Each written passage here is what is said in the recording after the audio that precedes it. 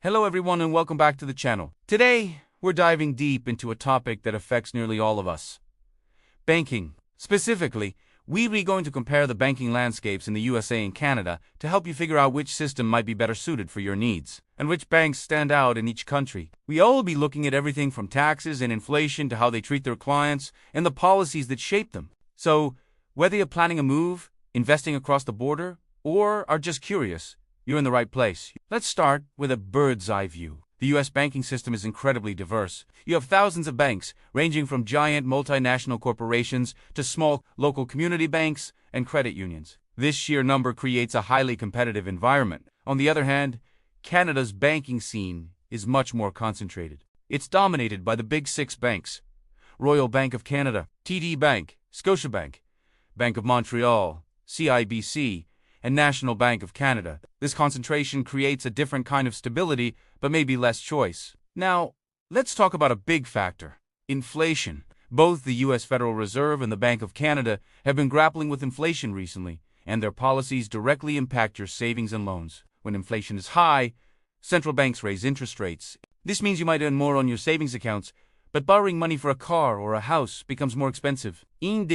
Ultrasonografia. The competitive market means you might find a wider range of high-yield savings accounts to combat inflation's effects if you shop around. In Canada, while the big banks tend to move in lockstep with the Bank of Canada's rates, their stability can be a comfort during volatile times. Your mortgage rates might be more predictable. For example, next up, taxes. This is a complex beast, but let's break it down simply. In the US, bank account interest is generally considered taxable income. You'll receive a 1099 form from your bank and have to report it on your tax return. However, there are tax-advantaged accounts like Roth IRAs where your qualified withdrawals are tax-free.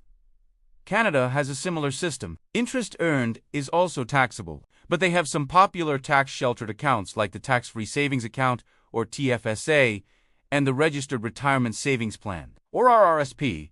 The TFSA is amazing because any investment growth or interest earned inside it is completely tax-free forever. The rules are different, but both countries offer ways to be smart about your money and reduce your tax burden. It's less about the banks themselves and more about the government's tax policies. But the banks are the ones who provide these accounts. Let's consider population and how that influences banking. The US has a population over 10 times larger than Canada's.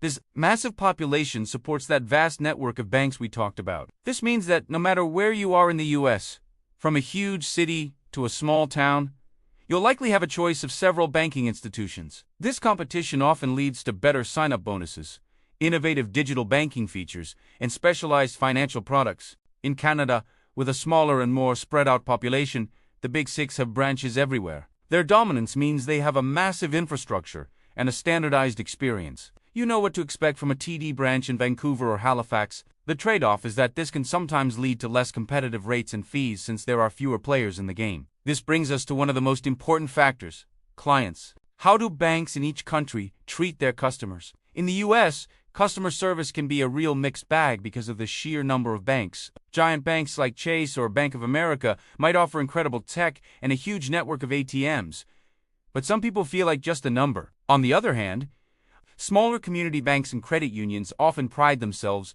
on personalized service where the tellers know your name. They are deeply invested in the local community. In Canada, the Big Six have all invested heavily in customer service and digital platforms. They are constantly competing with each other for your business, which leads to pretty robust mobile apps and online banking experiences. However, because they are so large, navigating their bureaucracy can sometimes be frustrating if you have a complex issue. The feeling of being a small fish in a big pond can exist there too. Finally, let's look at the policies and regulations that govern these banks. After the 2008 financial crisis, the US implemented the Dodd-Frank Act, which brought sweeping reforms to increase stability and protect consumers. The regulatory environment is complex, with multiple agencies overseeing different types of banks. Canada, on the other hand, is often praised for its regulatory stability. Its banking system was largely unscathed by the 2008 crisis, thanks to more conservative lending practices and strong federal oversight by a single regulator, the OSFI.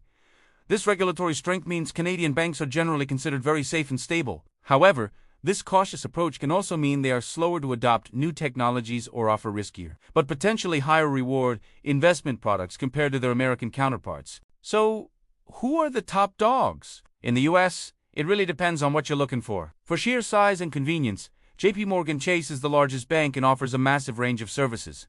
Bank of America is another giant with a huge ATM network. If you're tech-savvy, you might look at online-only banks like Ally Bank or SoFi, which often offer higher interest rates and lower fees because they do have the overhead of physical branches. For personalized service, a local credit union is often your best bet. In Canada, the Big Six are the undisputed champions. Royal Bank of Canada, or RBC, is the largest by market capitalization and has a huge presence both domestically and internationally. TD Bank is a close second and is interesting because it has a massive retail presence in the United States as well, branding itself as America's most convenient bank.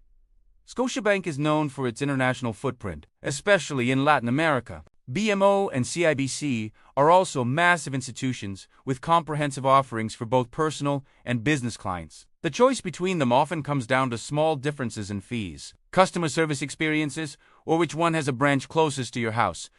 So what's the verdict? The best banking system truly depends on your personal priorities. If you value choice, competition, technological innovation, and the potential for higher returns, the US banking system might be more your speed. You have the freedom to find niche banks that perfectly match your financial goals, whether it is getting the absolute best savings rate or finding a bank that specializes in loans for small businesses. If you prioritize stability, safety, and a straightforward, reliable banking experience, Canada's system is hard to beat. The regulatory environment is rock solid, and the big banks offer a dependable, high-quality service across the entire country. You might sacrifice a bit of choice, but you gain a lot of peace of mind. Ultimately, both countries have world-class financial systems.